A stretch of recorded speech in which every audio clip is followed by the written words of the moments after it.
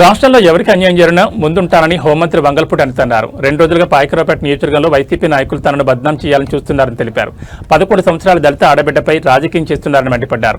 Payakaraopeta CI phone చేసిన వెంటనే తక్షణమే విచారణ చేయమని ఆదేశించడం జరిగిందన్నారు. తప్పు చేసిన వారిని ఎవరిని ఉపేక్షించేది లేదని చట్టపరంగా చర్యలు తీసుకున్నామని అన్నారు. అసలు అత్యాచారం ఎక్కడ జరిగింది, పోలీసులు నిర్ధారించారా లేక వైద్యులు నిర్ధారించారా అని వైసీపీ శ్రేణులపై మండిపడ్డారు. మీ ఇంట్లో కూడా ఆడబిడ్డలు ఉన్నారు కదా, మీ ఆలోచనలు కూడా మారాలని సూచించారు. కాబట్టి నేను మాట్లాడాలి కాబట్టి నేను మాట్లాడుతున్నాను. యాక్చువల్గా ఎక్కడైనా ఏ బాలికకైనా లేకపోతే ఏ మహిళకైనా అన్యాయం జరిగింది అంటే ఒక మహిళగా ముందుంటాం. ఫస్ట్ ఒక తెలుగుదేశం పార్టీ కార్యకర్తగా అంతకన్నా ముందుంటాం. బాధ్యతాయుతమైన హోంమంత్రిగా అన్నిటికన్నా ముందుంటాం.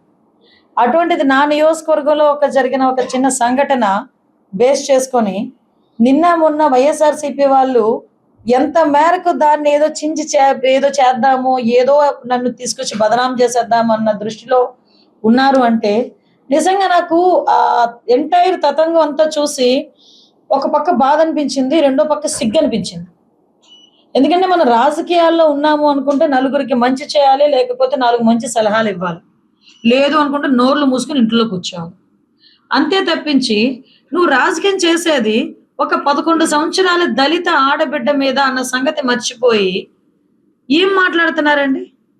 నాకు ఇన్సిడెంట్ జరిగింది అని ఆరోపణ వచ్చిన ఈవినింగ్, దయచేసి సబ్జెక్ట్ టు కరెక్షన్, ఇన్సిడెంట్ జరిగింది అన్న ఆరోపణ వచ్చిన ఈవినింగ్ నాకు సిఐ కాల్ చేశారు. అమ్మ ఇలాగా అంటే పోక్సో రిలేటెడ్ కేసు ఒకటి వచ్చింది, నేను క్లియర్గా అడిగాను ఎవరు వాళ్ళు, ఏం చేశారు, అమ్మాయిని ఏమైనా సెక్షువల్ అసాల్ట్ చేశారా అని అడిగాను. అంటే సెక్షువల్ అసాల్ట్ కాదు, ఇలా ఒక సెల్ ఫోన్ గొడవ, అది ఆ సెల్ ఫోన్ కి సంబంధించి ఆ అమ్మాయికి ఇస్తే తిరిగి అమ్మాయి సెల్ ఫోన్ ఇవ్వలేదంట, కొట్టారు అని చెప్పి వాళ్ళ మదర్ వాళ్ళు వచ్చి కంప్లైంట్ చేశారు. సో ఎంక్వైరీ చేయండి, వాళ్ళు చెప్పిందే కాదు కదా, మీ పరంగా మీరు కూడా ఎంక్వైరీ చేయండి. అటువంటిది ఏదైనా సెక్షువల్ అసాల్ట్ కానీ అటువంటిది ఏమైనా జరిగితే కనుక సివియర్ యాక్షన్ తీసుకోవాలి.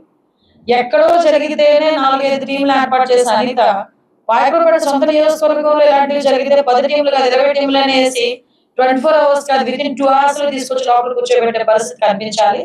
సో ఇది నాకు ఇది మీరు డెఫినెట్ గా మీరు దాని మీద ఎంక్వైరీ చేయండి అని ఇమీడియట్ గా నేను పంపించి నేను నా పరంగా లోకల్లో ఉన్న వాళ్ళతో కూడా నేను మాట్లాడాను. అక్కడ జరిగింది ఏంటి అంటే as per police investigation at the same time confess of that lady, that girl, ఆ అమ్మాయి కూడా చెప్పిన విషయం బట్టి ఏంటంటే ఇలాగా సెల్ ఫోన్ ఇమ్మని చెప్పి నన్ను కొట్టారు. సో కొట్టడం కూడా one of the assault. So దానికి మీరు కేసు ఫైల్ చేస్తున్నారు. దీనికి నెక్స్ట్ డే మార్నింగ్ వచ్చేసరికి ఒక 2 ప్రధానమైన పత్రికల్లో, ప్రధానమైన పత్రిక అనాలా పాంప్లెట్లు అనాలా, అందులో ఒక పత్రిక లిటరల్లీ పాంప్లెట్ వైఎస్ఆర్సీపీకి వాళ్ళు ఏమని రాశారండి, 11 ఏళ్ల దళిత బాలిక మీద సామూహిక అత్యాచారం. What type of non sense this is? అత్యాచారం ఎక్కడ జరిగింది? ఎవడు అత్యాచారం అని చెప్పడానికి? పోలీస్ ఏమైనా కన్ఫర్మ్ చేశారు అత్యాచారం జరిగిందని? లేకపోతే డాక్టర్లు ఏమైనా కన్ఫర్మ్ చేశారు అత్యాచారం జరిగిందని? లేకపోతే నా బిడ్డ మీద అత్యాచారం జరిగింది అని తల్లి ఏమైనా వచ్చి చెప్పిందా? తప్పు కదా, ఒక ఆడబిడ్డ కదా, మన ఇంట్లోనే ఆడపిల్లలు ఉన్నారు కదా, ఏ రకంగా మాట్లాడుతున్నారు? అది కట్ చేసి మళ్ళా అగైన్ మార్నింగ్ లేచేసరికి అవన్నీ చూసి మా డిఎస్పీ గారు ఒక వాయిస్ వీడియో రికార్డింగ్ ఒకటి బయటకు తీసుకొచ్చారు, చెప్పారు ఇది జరిగింది అని. అదే పేపర్లో బాధ్యతాయుతమైన ఇంచుమించు 2 సార్లు ఎమ్మెల్యే చేసిన వ్యక్తులు, ఎమ్మెల్సీలుగా ఉన్న వ్యక్తులు వాళ్ళు కూడా బయటకు వచ్చి ఏం మాట్లాడతారు? అప్పుడు అనిత ఎక్కడుంది, లైంగిక దాడికి ప్రయత్నించారు.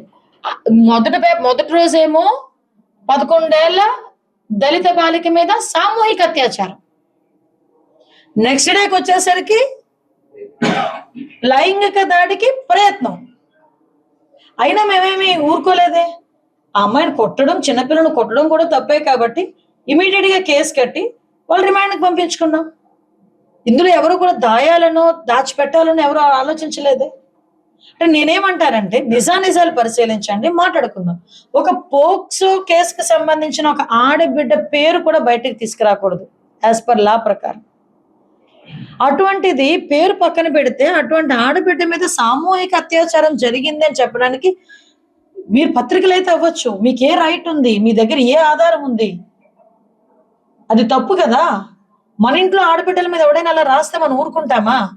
అంటే వాళ్ళు దళితులు, వాళ్ళు బయట గురించి చెప్పుకోలేరు, వాళ్ళ మీద ఎటువంటి రాజకీయమైనా మనం చెయ్యొచ్చు, వాళ్ళని బేస్ చేసుకొని గవర్నమెంట్ మీద అనిత మీద ఎటువంటి బురదైనా జల్లొచ్చు ఆలోచన అనేది తప్పు. మీ ఆలోచన శైలి అనేది పొరపాటు. దాన్ని సరిదిద్దుకోమని చెప్పడానికి మాత్రమే నేను ఈ వివరణ ఇస్తున్నా, అంతే తప్పించి ఎవరికో కౌంటర్ అయితే కాదు ఇది.